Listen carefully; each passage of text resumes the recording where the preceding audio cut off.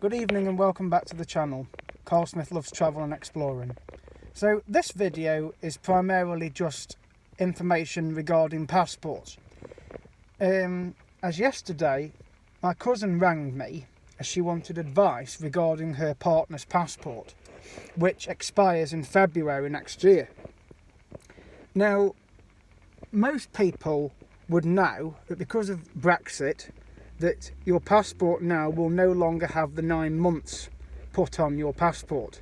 So prior to 2014, most passports will have 10 years and 9 months put on. But now because of Brexit, that doesn't happen. So it will be 10 years exactly that will be on your passport. So I asked her what issue date it was. And she said it was February 2015. And the expiry is February 2025.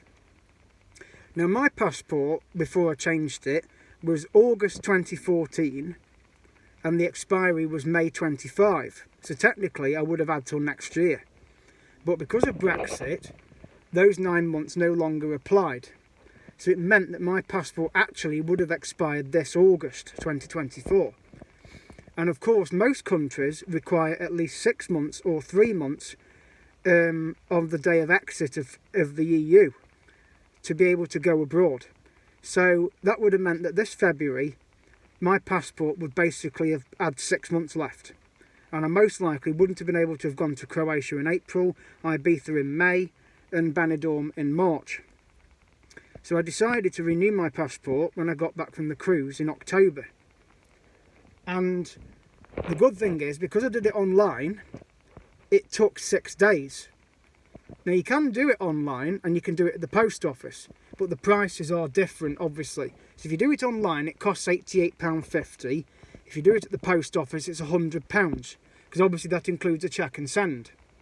But of course if you fill something in wrong and you've paid the fee, that's inconvenience because you'll then have to redo the form again. You won't have to pay the fee again, I don't think, but that will cause a lot of inconvenience. Online is a lot quicker.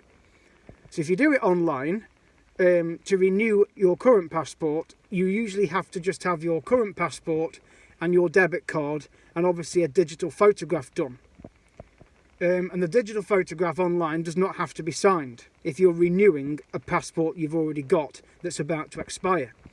If you're having a brand new passport and you're applying for a new passport, then you will need to go and get your photographs done, and one of the photographs will have to be signed by somebody that knows you, preferably not a family member, but someone that knows you, perhaps a neighbour or a doctor or a police officer, someone you can trust that can sign your photograph and put on the back of it, this is a true likeness of such and such a body, and then they sign it and they date it.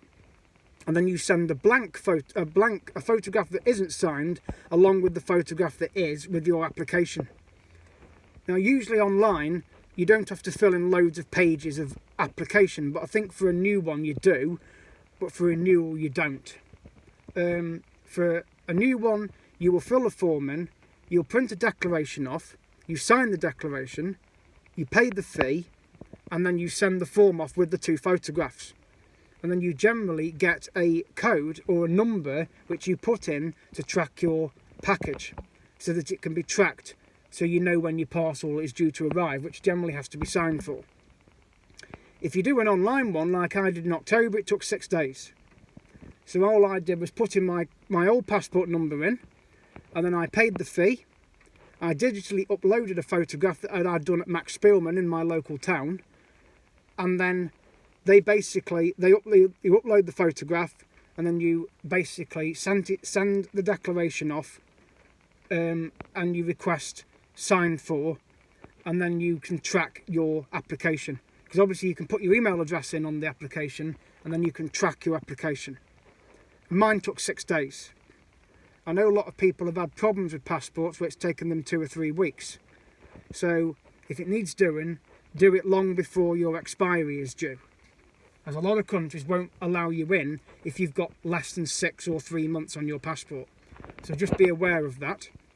So I gave all this advice to my cousin yesterday, that when they come back off their holiday next month, that because he's got till February, my brother also needs to renew his passport as well, in February next year if he's going to jet off again. So, which is basically the same time as my cousin's partner's passport. So if you do it online, it's a lot easier. It's £88.50 online. It's £100 if you go to the post office. There's a lot of inconvenience. So I just thought I'd give that advice. And there's a government website you go on to renew your passport as well. So just type it in on Google and it will come up on the screen as renew your passport. So I just thought I'd do this video just to give people advice if they are thinking of having a new passport or applying for a new one, which also includes a child's passport as well. So the same principle will apply. You can either do it online or you can do it at the post office. Do whatever is best for you. So thank you for watching this video, and I'll see you guys in the next one.